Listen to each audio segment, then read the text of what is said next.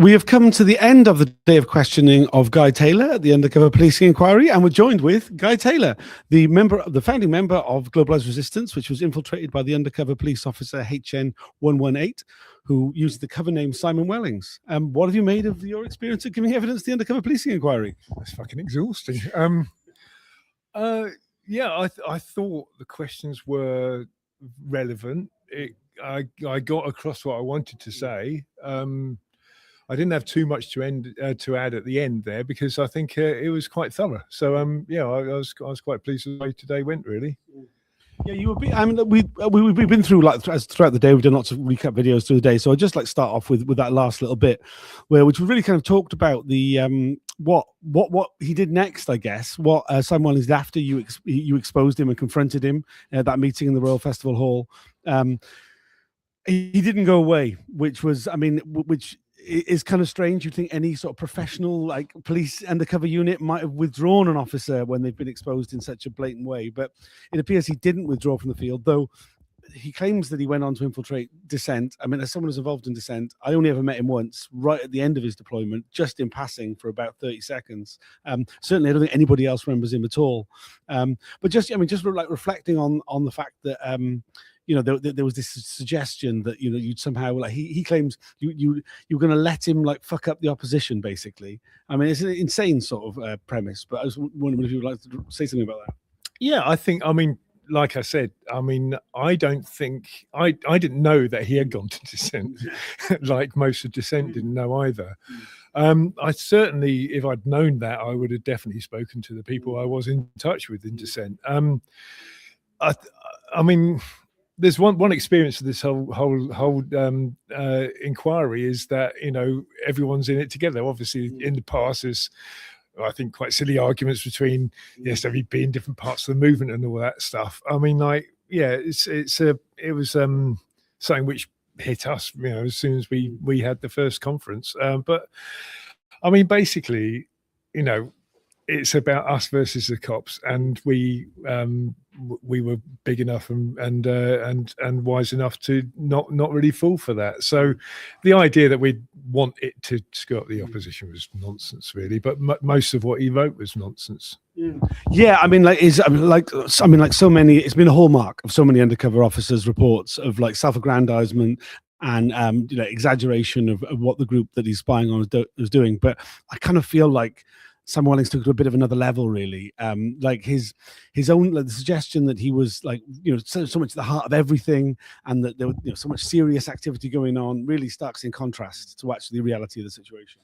Yeah, I mean, like, the thing is, it's been proven today, hasn't it? I mean, like, on the stuff with the activists and the suicide vest stuff, which we can't mention any names, quite rightly so, but basically, he had 3 reports which I quoted today, saying, you know, he had someone had this mad idea and we spoke him down. And every time he repeated the story, his role got bigger and bigger. And at the end of it, it was this suicide vest actually appeared, which has never existed in any way. And so I think that was probably to sex it up because he was trying to plead for the continuation of the SDS at the end of the whole thing, you know. And I think the cracker was the fact that the recording of the phone call that we all heard had a mistake in it. I mean, like, you know, it was less Detective Inspector Simon Wellings and more Inspector Clouseau, really. I mean, like, he made so many mistakes, and when he wasn't making mistakes, he lied to make his role look bigger, and it was madness. I mean, I really do think it's a very similar role to Armand Hindavana. I mean, like I mentioned that today. I mean, like, there's quite an instructive film when you come to consider Simon Wellings. Yeah, I mean, it's something that's been referenced by a few people about a few of the undercover deployments. I just wanted to explore one thing about, like, when you did like confront him about it, and the fact that like so many of us, like, hadn't even considered the idea that there might be a specialist police unit that was sending undercover officers into groups, and it was like considered, oh well, he's been an informer in some way. And, you know, I mean, I think a lot of people know, because we're now 16 years into you know, knowing about the existence of the SDS, well, the existence of undercover police anyway, and the way in which they were deployed for years on end, that people might forget that, like, none of us thought that this sort of thing was possible. And like, that, yeah, we thought, well, there would be informers, but we really thought they were genuine people who were being blackmailed by the cops. And I mean, that was the sort of the given idea of what it might be. Yeah. And when we confronted Wellings, he cried. I mean, like, they were genuine tears running down his face. Now, probably through fear he's going to be put back on traffic duty in Norfolk or whatever. But I mean, like, he was upset, and that's it took a long time before I could even. I mean, even when this inquiry started, a colleague at work said you should apply for status in this thing. I just didn't think it was possible. I mean, like, I can understand in some ways starting off the whole thing in 1968 when you had in Europe, the Red Brigades, or you had the Baader-Meinhof gang, and there was violence on the left. But I mean, like, if they thought that was a possibility in 68, by about 1972, they must have decided it ain't going to happen here and wrap the whole thing up.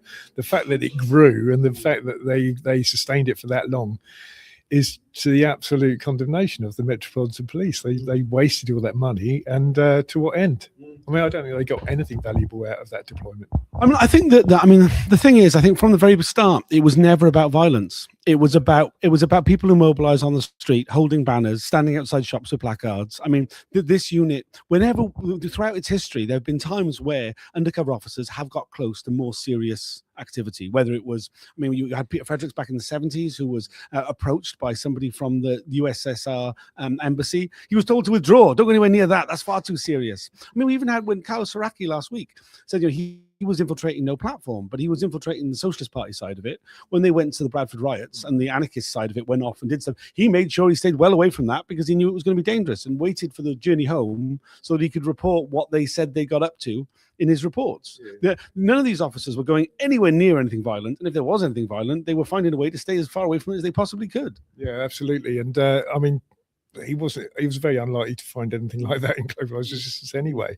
That's not what we were about, and it was absolutely obvious to anyone that even in the passing thing.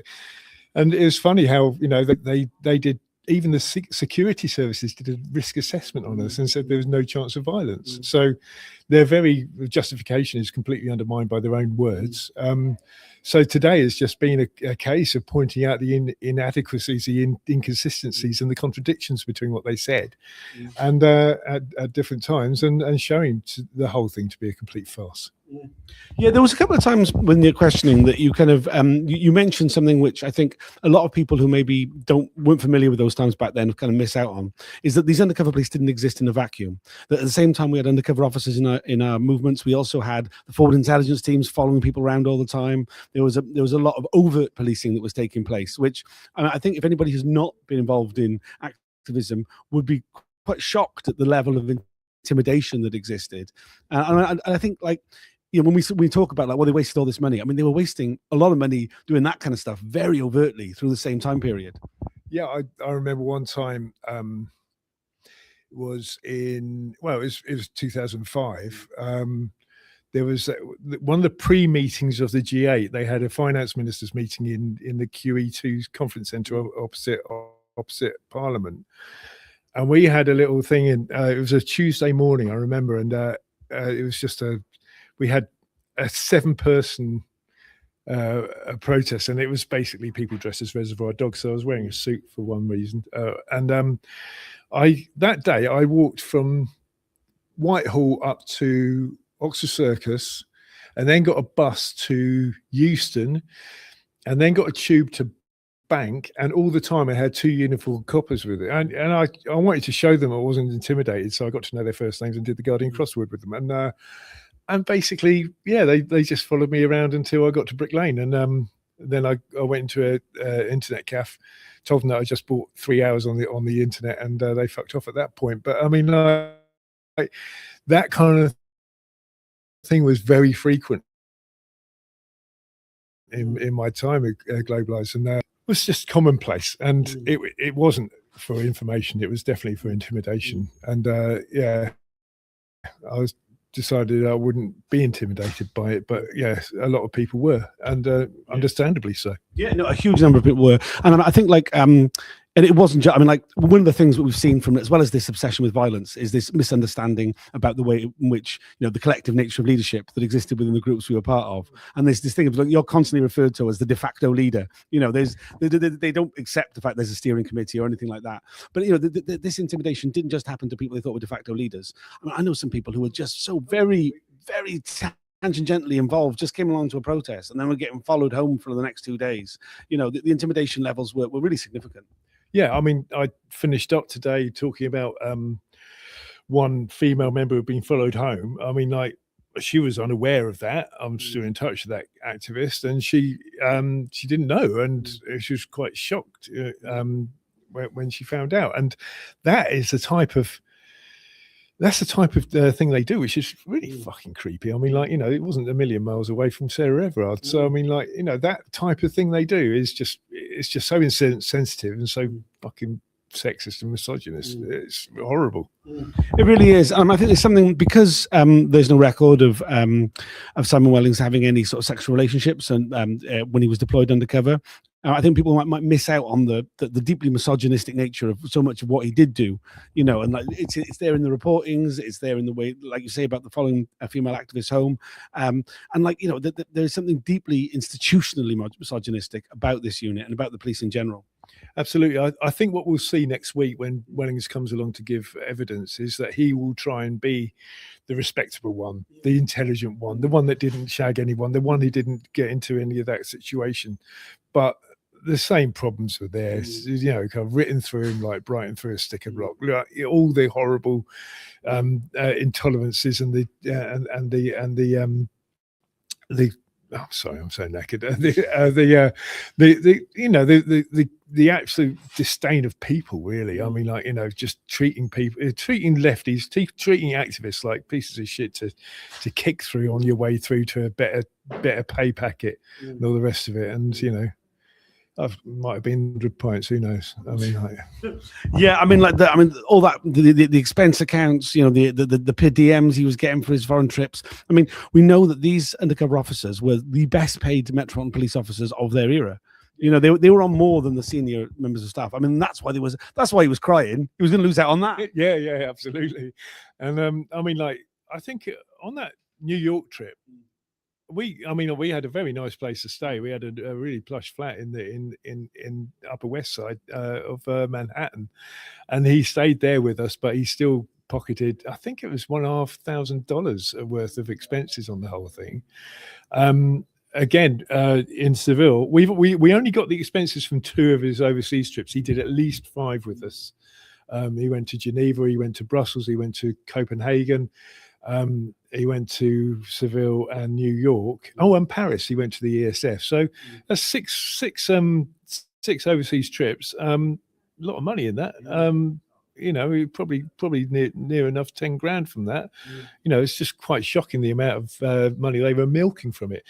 Plus the fact he didn't travel alone, did he? He always had a cover officer hot on his tails.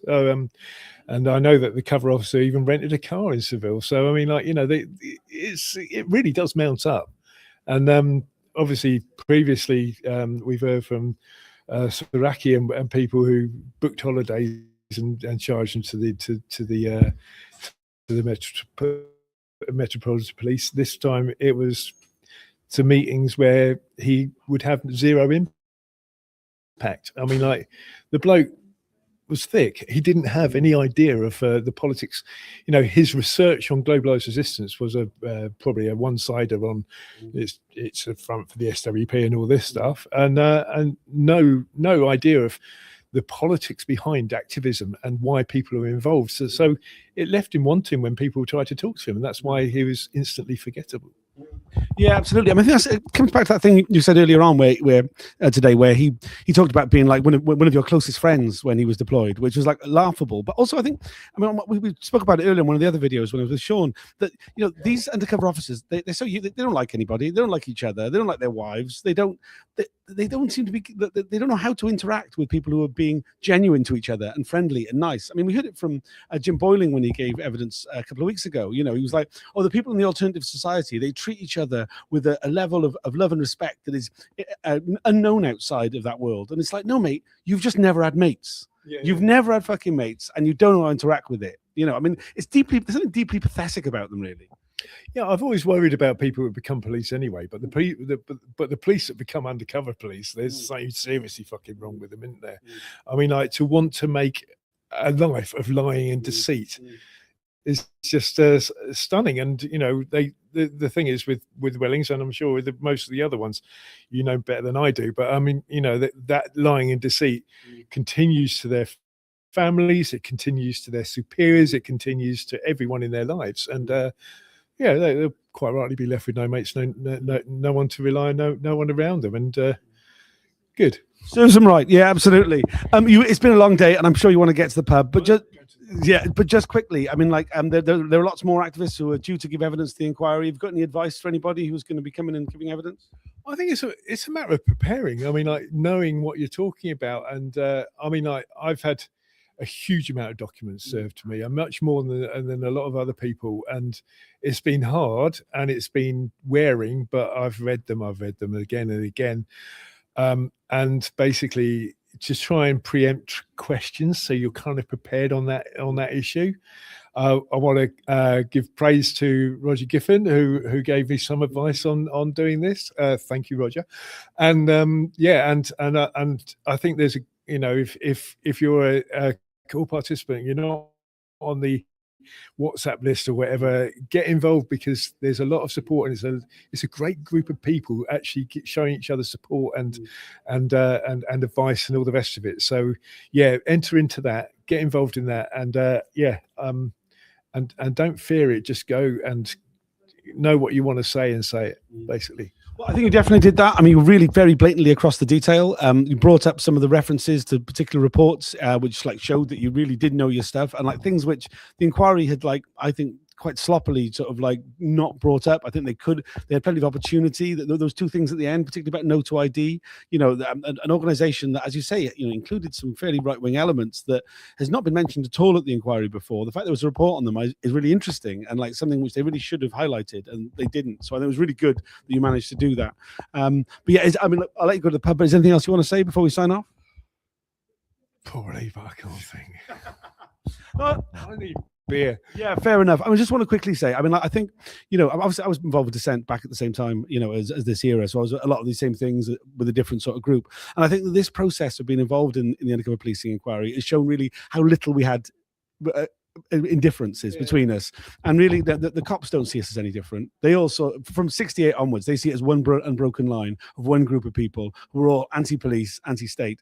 And I mean, I just really wondered if you felt the same, really, of that, like, if we can like get over those differences between us, we can build a much better movement. Yeah, I mean, yeah, absolutely. Even back in the day, I was meeting and discussing with various people from the autonomous movements, from the Wombles, from Dissent, and what have you, different. And I mean, like, it's never been a problem for me. I mean, plus the fact I left the SWP in 2010, so I mean, like, but then I mean, like, a lot of my friends are still in the SWP, and I've still got time for them, and we'll work with them. So yeah, let's make sure our side, you know, shows a proper unity and moving forward. So. It's a great one to end on. Thanks for joining us. We'll be back there's no hearing tomorrow. Chris Nine was meant to be giving evidence, but totally understandably, I mean, I don't know the exact reasons why, but obviously he's got a fairly high-profile case ongoing to do with the Palestine mobilization and the very current police repression of that. But we'll be back again on Wednesday with two witnesses. Noel Douglas, who was here earlier on, who was part of the same group of Globalized Resistance that we heard a lot about today, and also MT, who is the activist who was fingered by Simon Wellings as being the person who was responsible for this insane plan of using a suicide bomb on a fake suicide vest on the Israeli Prime Minister. So tune in for that on Wednesday. Then on Thursday, we'll actually be hearing from Patricia da Silva, who's the cousin of Jean-Charles Mendes, who was murdered by the Met Police. So yeah, even though tomorrow's off, there's still plenty on this week. So please join in when you can. Thanks for joining us. Please like and share these videos. Leave a comment if there's anything you want to say. But we're off to the pub. See you all again soon. Bye for now.